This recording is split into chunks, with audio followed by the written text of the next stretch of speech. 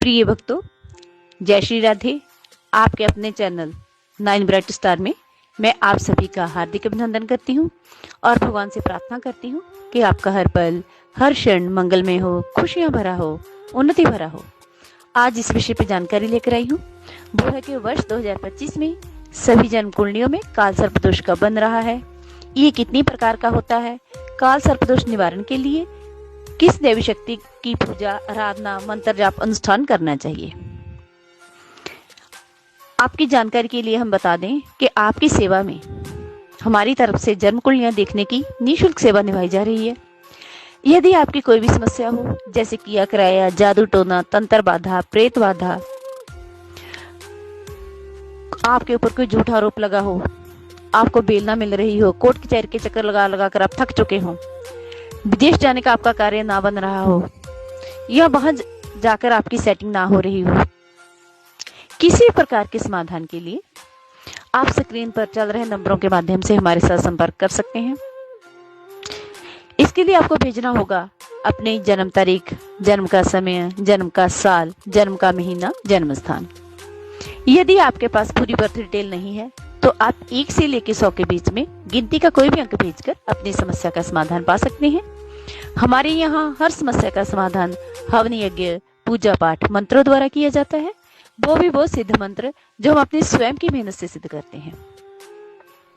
इसके अलावा यदि आप किसी भी प्रकार का कोई भी धार्मिक अनुष्ठान स्वयं करना चाहते हो या हमसे करवाना चाहते हो, जैसे काल सर्पदोष पूजा, पितर पूजा, मांगलिक पूजा, माता चंडी पूजा, माँ दुर्गा पूजा, श्री विष्णु लक्ष्मी पूजा, माता बगुलामुखी मंत्र पूजा, नाड़ी दोष पूजन, नवग्रह पूजन, शिव पूजन, माँ काली पूजन, कुंडली में पड़े दोषों का निवारण करने के लिए पूजन, दुर्गा सप्तशती पाठ, दुर्गा स्तुति, किसी प्रकार के धार्मिक अनुष्ठान के लिए आप स्क्रीन पर चल रहे नंबरों के माध्यम से हमारे साथ जुड़ सकते हैं। ये हम तब कर रहे हैं, इतनी कोशिश, इतना प्रयास आप लोगों के लिए कर रहे हैं कि आप घर में बैठे बिठाए अपना भला स्वयं कर सको।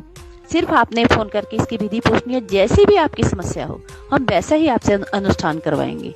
यदि किसी कारणवश आपके पास समय नहीं है, आप ये अनुष्ठान नहीं कर सकते, तो अगर ये अनुष्ठान आप हमसे करवाना चाहते हैं तो भी स्क्रीन के ऊपर जो नंबर चल रहे हैं उसके माध्यम से हमारे साथ जुड़ के आप हमसे संपर्क कर सकते हैं। चलो शुरू करते हैं आज की जानकारी। प्रिय भक्तों, जब कुंडलियों में राहु और केतु के अंदर सभी ग्रह आ जाते हैं तो उसे काल सर्पदोष कहा जाता है।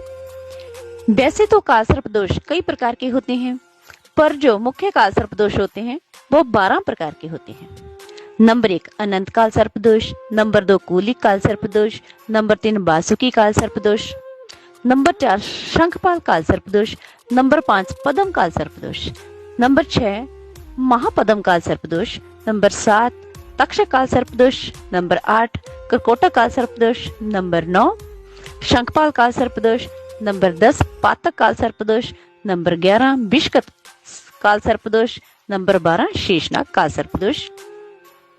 ये अलग अलग किस्म के काल सर्पदोष सभी कुंडलियों में अलग अलग प्रकार का कष्ट व्यक्ति को देते हैं। अगर समय समय पर इन काल सर्पदोषों की तरफ ध्यान दिया जाए तो ये दोष कष्ट नहीं देते और शुभ योगों में फलित हो जाते हैं। इनके शुभ योग होते हैं ना, काल सर्पदोष के शुभ अशुभ प्रभाव होते हैं। वो व्यक्ति को अगर समय समय पर इनका ध्यान दिया जाए, इनका पूजा पाठ किया जाए, इनका अनुष्ठान किया जाए तो ये शुभ योगों में परिवर्तित हो जाते हैं और शुभ फलों की प्राप्ति व्यक्ति को होती है। वर्ष 2025 में सभी कुंडलियों में काल सर्पदोष 20 अप्रैल 2025 से शुरू होकर 23 जुलाई 2025 तक रहेगा और सभी कुंडलियों में इसके अलग अलग प्रभाव होंगे। अब मैं आपको बताऊंगी कि काल सर्पदोष के विष रूपी प्रभाव से बचने के लिए आपको किन किन देवी शक्तियों की पूजा, आराधना, अनुष्ठान और मंत्र करने चाहिए। हनुमान बजरंग बाण या हनुमान अष्टवर्ग का पाठ 11 या 21 बार हर रोज पढ़ें। शिव का पंचाक्षरी मंत्र ओम नमः शिवाय का अनुष्ठान 1.25 लाख की संख्या में करें। ओम नमो भगवते वासुदेवाय मंत्र का जाप 1.25 लाख की संख्या में करें। श्रीमद् भागवत गीता में सुशोभित नागलीला के 108 पाठ का अनुष्ठान करें। नव नाग मंत्र ओम नव कुल्लाय विद्महे विषदंताय धीमी तन्नो सर्पो प्रचोदयात्। इस मंत्र का अनुष्ठान 1.25 लाख की संख्या में करें। ये नाग यात्री मंत्र है। इसकी किसी प्रकार की विधि पूछने के लिए, जानकारी लेने के लिए आप स्क्रीन पर चल रहे नंबरों के माध्यम से फोन करके हमारे साथ जुड़ के इसकी विधि पूछ सकते हैं। हमारे द्वारा बताई गई जानकारी आपको कैसी लगी, प्लीज कमेंट बॉक्स में अपनी राय जरूर देना। धन्यवाद।